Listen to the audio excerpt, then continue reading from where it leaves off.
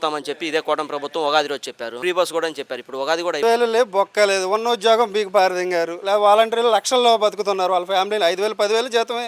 So no problem. 5,000 10,000 అంటే వాళ్ళ స్తోమత కొద్దీ అతను చదువుకున్న దాన్ని బట్టి ఆయనకు వచ్చే ఉద్యోగం వచ్చింది. ఉన్న ఉద్యోగం బీకి పారదింగారు. చంద్రబాబు నాయుడు గారు, కూటమి ప్రభుత్వం, పవన్ కళ్యాణ్ గారు ఎత్తనండి ఉద్యోగాలు. ఇప్పటివరకు ఇచ్చిన దాఖలు ఏం లేవు ఉద్యోగాలు.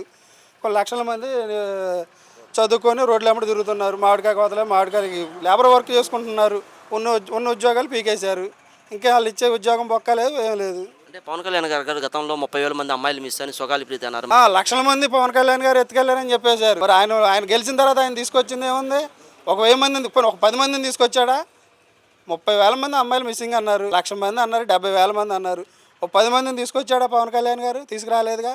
మహిళలకు సంబంధించింది ఏదైనా సరే అభ్యంకరం పోస్టులు పెట్టకూడదు, మాట్లాడకూడదు. ఏదైనా ఉంటే చేతనైతే చేయాలి. ఇంతవరకే సార్. ఇప్పుడు శాంతి భద్రతలు ఏ విధంగా ఉన్నాయి రాష్ట్రం? మహిళలపై శాంతి భద్రతలు అంటే దీన్ని కొంచెం చాలా గట్టిగా చూడాల్సిన విషయం ఉంది. ఎందుకంటే గత ప్రభుత్వంలో కంటే ఈ ప్రభుత్వంలో ఇంకా ఎక్కువ మర్డర్లు, మానభంగాలు ఎక్కువ జరిగింది. రోడ్డు మీద నరకటం, ఒడవటం ఇలాంటి చాలా దారుణాలు ఒడికట్టేవాడు. కానీ మన నియోజకవర్గంలో ఎక్కడైనా సరే ఈ లోకల్ పరౌండింగ్లో మన చాలా జాగ్రత్తగా ఉండాల్సి వస్తుంది. కూటమి ప్రభుత్వం వచ్చిన తర్వాత అందరూ భయపడుతున్నారు. భయపడుతున్నారు అంతే. వాళ్ళు భయపట్టిస్తున్నారు మమ్మల్ని. అంటే ఎందుకన్నా మరి మద్యం షాపులు తగ్గిస్తాము అయ్యి అని చెప్పారు. ఇప్పుడు మద్యం షాపులు ఎలా? మద్యం షాపులు తగ్గియాలి సార్. తగ్గిపోతే మరి ఇంటింటికి మద్యం షాపు అమ్ముతున్నారు సార్. ఇవాళ మా నియోజకవర్గంలో కొట్టుకి మద్యం షాపు ప్రతి విలేజ్లో. మా ఊర్లో 10 కొట్లు ఉన్నాయి. 10 కొట్లు మందు అమ్ముతున్నారు. తాగుతున్నారు, తింటున్నారు, ఇంటికి వెళ్తున్నారు, పిల్లలతో గొడవ పడుతున్నారు. ఏదైనా ఒక షాప్ ఉంటే తిరువురులో వెళ్తున్నారు, తెచ్చుకుని తాగుతామని చెప్పి ఇదే కూటమి ప్రభుత్వం ఉగాది రోజు చెప్పారు. ఫ్రీ బస్ కూడా అని చెప్పారు. ఇప్పుడు ఉగాది కూడా వేలు లేవు, బొక్క లేదు. ఉన్న ఉద్యోగం బీకి పారదింగారు. లేదా వాలంటీర్లు లక్షల్లో బతుకుతున్నారు. వాళ్ళ ఫ్యామిలీలు 5,000 10,000 జీతమే. So no problem. 5,000 10,000 అంటే వాళ్ళ స్తోమత కొద్దీ అతను చదువుకున్న దాన్ని బట్టి ఆయనకు వచ్చే ఉద్యోగం వచ్చింది. ఉన్న ఉద్యోగం బీకి పారదింగారు.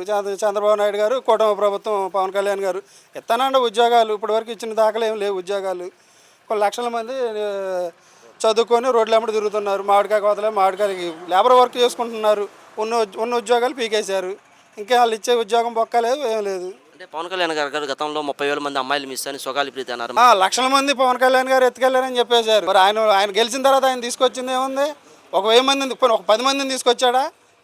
30,000 మంది అమ్మాయిలు మిస్సింగ్ అన్నారు. 1,00,000 మంది అన్నారు, 70,000 మంది అన్నారు. ఒక 10 మందిని తీసుకొచ్చాడా పవన్ కళ్యాణ్ గారు? తీసుకురాలేదుగా. మహిళలకు సంబంధించింది ఏదైనా సరే అభ్యంకరం పోస్టులు పెట్టకూడదు, మాట్లాడకూడదు. ఏదైనా ఉంటే చేతనైతే చేయాలి. ఇంతవరకే సార్. ఇప్పుడు శాంతి భద్రతలు ఏ విధంగా ఉన్నాయి రాష్ట్రం? రోడ్డు మీద నరకటం, ఒడవటం ఇలాంటి చాలా దారుణాలు ఒడికట్టేవాడు. కానీ మన నియోజకవర్గంలో ఎక్కడైనా సరే ఈ లోకల్ పరౌండింగ్లో మన చాలా జాగ్రత్తగా ఉండాల్సి వస్తుంది. కూటమి ప్రభుత్వం వచ్చిన తర్వాత అందరూ భయపడుతున్నారు. భయపడుతున్నారు అంతే. వాళ్ళు భయపట్టిస్తున్నారు మమ్మల్ని. అంటే ఎందుకన్నా మరి మద్యం షాపులు తగ్గిస్తాము అయ్యి అని చెప్పారు. ఇప్పుడు మద్యం షాపులు ఎలా? మద్యం షాపులు తగ్గియాలి సార్. తగ్గిపోతే మరి ఇంటింటికి మద్యం షాపు అమ్ముతున్నారు సార్. ఇవాళ మా నియోజకవర్గంలో కొట్టుకి మద్యం షాపు ప్రతి విలేజ్లో. మా ఊర్లో 10 కొట్లు ఉన్నాయి. 10 కొట్లు మందు అమ్ముతున్నారు. తాగుతున్నారు, తింటున్నారు, ఇంటికి వెళ్తున్నారు, పిల్లలతో గొడవ పడుతున్నారు. ఏదైనా ఒక షాప్ ఉంటే తిరువురులో వెళ్తున్నారు, తెచ్చుకుని తాగుతున్నారు. ఆ గవర్నమెంట్లో ముందు ఇవ్వలేదని ఆ గవర్నమెంట్లో వ్యతిరేకం వచ్చి ముందు అమ్మితేనే గవర్నమెంట్ నడిచిద్దాం, ముందు అమ్మకపోతే గవర్నమెంట్ నడవదా సార్? అట్లా కరెక్ట్ కాదు. అది నేను చెప్పేది ఏంటంటే ముందు అమ్మండి. గవర్నమెంట్కి లాభం కావాలా, గవర్నమెంట్ నుంచి మీరు ఇచ్చే మాకు ఇవ్వాలా, మీరు తీసుకోవాలా, పథకాలు అమలు చేయాలా, అన్నీ చేయాలా. కానీ ఇంటింటికి మద్యం షాప్ అనేది అది తప్పది. మేము దానికి ఖండిస్తున్నాం. మీరు ఈ విధంగా చెప్తున్నారు, వాళ్ళేమో మంచి ప్రభుత్వం మాదని చెప్తున్నారు. వాళ్ళకి మంచి ప్రభుత్వం సార్. అమ్ముకునేవాడు, తప్పు చేసేవాడు నేను ఎప్పుడు మంచివాడిని అంటాడు. నేను తప్పు చేసేవాడిని ఎప్పుడు నేను కరెక్ట్గా మాట్లాడితేనే మంచివాడు అనుకుంటాడు. అంతేగాని అందరూ ఇదిగా ఉంటారు కదా. అంటే పరిపాలన ఏ విధంగా ఉంటే రాబోయే రోజుల్లో ప్రజలు ఏం చేస్తారు?